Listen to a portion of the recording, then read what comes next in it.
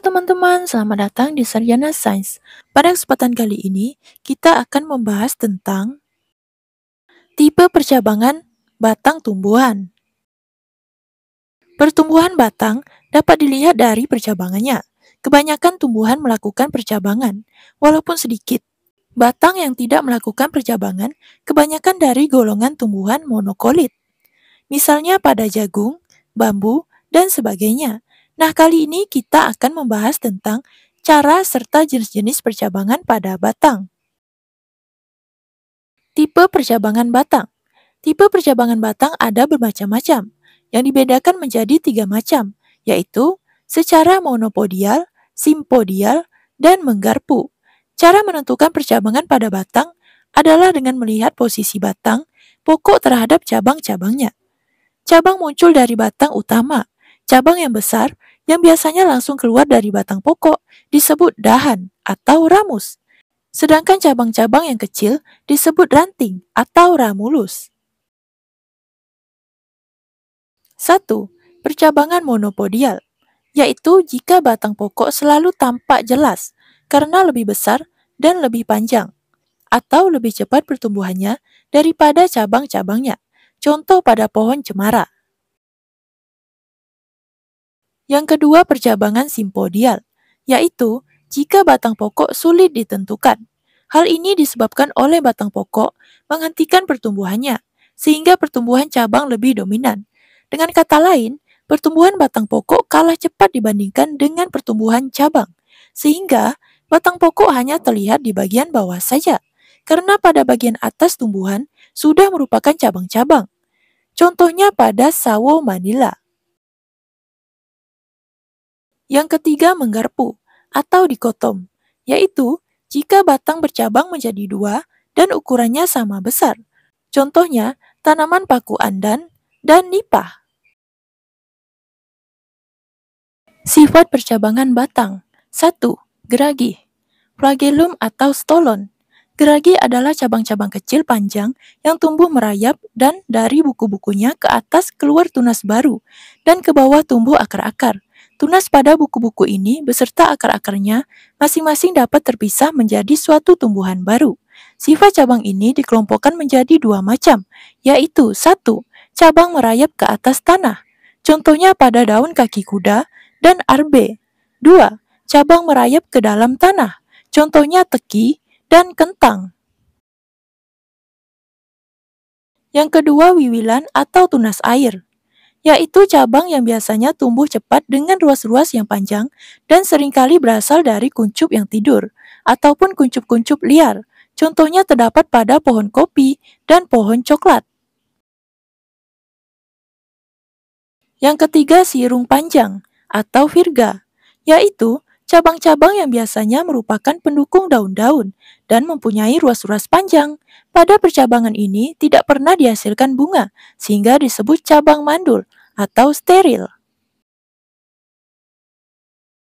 Yang keempat, sirung pendek, virgula atau virgula sucrensis, yaitu cabang-cabang kecil dengan ruas-ruas pendek yang selain daun biasanya merupakan pendukung bunga dan buah. Cabang ini dapat menghasilkan alat perkembangbiakan bagi tumbuhan, sehingga disebut cabang subur atau fertil. Contohnya pada cabang jambu biji. Arah tumbuh batang dan cabangnya. Batang memiliki arah tumbuh yang berbeda-beda pada berbagai jenis tumbuhan. Biasanya batang tumbuh ke arah cahaya. Cabang-cabang pada suatu tumbuhan biasanya membentuk sudut tertentu dengan batang pokoknya. Arah tumbuh batang dapat dibedakan menjadi beberapa macam, yaitu 1. Tegak. Pertumbuhan cabang dikatakan tegak jika sudut antara batang dan cabang sangat kecil. Hal ini menyebabkan arah tumbuh cabang hanya pada pangkalnya saja, sedikit sorong ke atas, tetapi selanjutnya hampir sejajar dengan batang pokoknya. Contohnya, pada tumbuhan kelor. Yang kedua, condong ke atas. Condong ke atas atau patenas jika cabang dengan batang pokok membentuk sudut 45 derajat. Contohnya pada pohon cemara. Yang ketiga, mendatar. Cabang mendatar jika cabang dan batang pokok terbentuk sudut kurang lebih 90 derajat. bercabang seperti ini dapat ditemukan pada tumbuhan kapuk randu. Yang keempat, terkulai. Cabang terkulai jika cabang pada pangkalnya mendatar atau sorong, tetapi ujungnya melengkung ke bawah. Contohnya, kopi robusta. Yang kelima, bergantung atau pendulus. Cabang bergantung jika cabang tumbuh ke bawah. Contohnya, cabang pada salik SP dan gelondokan. Yang keenam, berbaring. Jika batang terletak pada permukaan tanah, hanya ujungnya saja yang sedikit membengkok ke atas. Contohnya, batang semangka. Yang ketujuh, menjalar atau merayap, yaitu batang berbaring dan pada buku-buku batang keluar akar. Contohnya, batang ubi jalar. Yang kedelapan, mengangguk, yaitu jika batang tumbuh tegak lurus ke atas dan ujungnya membengkok kembali ke bawah. Contohnya, batang bunga matahari. Yang kesembilan, memanjat, yaitu jika batang tumbuh ke atas dengan menggunakan alat khusus, yaitu akar pelekat. Contohnya, batang sirih dan merica. Yang kesepuluh, menggulung, yaitu biasanya terdapat pada tumbuhan yang hidup di lereng-lereng tepi jurang. Contohnya, batang anggrek. Yang kesebelas, membelit. Jika batang menggunakan penunjang sebagai alat pemanjat, batang ada yang membelit ke kiri dan ke kanan. Contohnya, batang yang membelit ke kiri yaitu batang kembang telang, sedangkan batang yang membelit ke kanan, contohnya batang tanaman gadung. Perubahan bentuk pada batang. Perubahan bentuk pada batang ini disebut metamorfosis. Seperti rimpang, yaitu batang yang berubah bentuk menjadi bentuk yang khas dan tumbuh di bawah tanah. Umbi batang juga berfungsi sebagai penyimpan cadangan makanan. Selain rimpang dan umbi, bentuk metamorfosis batang antara lain 1. Cakram. Cakram yaitu batang yang tidak mengalami pertumbuhan, sehingga seolah-olah tidak memiliki batang. Contoh cakram pada bawang merah. Yang kedua, kladodia, yaitu batang yang berwarna hijau. Kladodia mengambil alih fungsi daun karena daunnya berubah bentuk menjadi bulu atau duri. Contoh kladodia yaitu tumbuhan kaktus. Yang ketiga, Phyllokladia, yaitu batang yang bentuknya pipih dan berwarna hijau. Phyllokladia mengambil alih fungsi daun karena daunnya berukuran kecil. Contoh Phyllokladia pada tumbuhan jakang.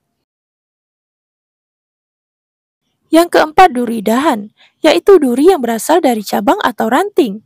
Contoh duri dahan pada tumbuhan bougainville. Yang kelima, sulur batang, yaitu batang yang bentuknya seperti tali dan ujungnya peka terhadap sentuhan. Sulur ini berfungsi untuk melilit pada tonggak atau batang di sekitarnya, sehingga tumbuhan tersebut dapat tumbuh tegak ke atas. Contohnya sulur pada mentimun. Menurut panjang pendeknya umur tumbuhan. 1. Tumbuhan anual atau annus, yaitu tumbuhan yang umurnya pendek, kurang dari 1 tahun. Untuk menunjukkan sifat ini, biasanya dicantumkan tanda bulat seperti ini di belakang nama tumbuhannya. Contohnya pada tanaman palawija seperti jagung, kedelai, dan kacang tanah. Yang kedua, tumbuhan biennial atau biennis, yaitu tumbuhan yang mempunyai umur 2 tahun, mulai hidup sampai menghasilkan biji. Untuk menunjukkan sifat ini, biasanya dicantumkan tanda bulat 2 di belakang nama tumbuhannya. Contohnya pada beet dan digitalis. Yang ketiga, tumbuhan menahun atau keras, yaitu tumbuhan yang dapat hidup bertahun-tahun, mungkin juga ratusan tahun. Untuk menunjukkan sifat ini, pada golongan pohon dan semak diberi tanda seperti huruf Z seperti ini. Contohnya pohon kelapa. Sedangkan untuk golongan terna atau herba diberi tanda X. Terna umur panjang biasanya mempunyai bagian di bawah tanah yang selalu hidup walaupun bagian yang di atas tanah telah mati. Contohnya empon-empon seperti zingiber, kas sumunar, rock. Nah, itulah tadi tipe-tipe percabangan batang pada tumbuhan. Oke, sekian video pada kesempatan kali ini. Semoga bermanfaat. Jangan lupa untuk subscribe, like, komen, dan share ya teman-teman. Sampai jumpa kembali di video-video berikutnya. Bye-bye.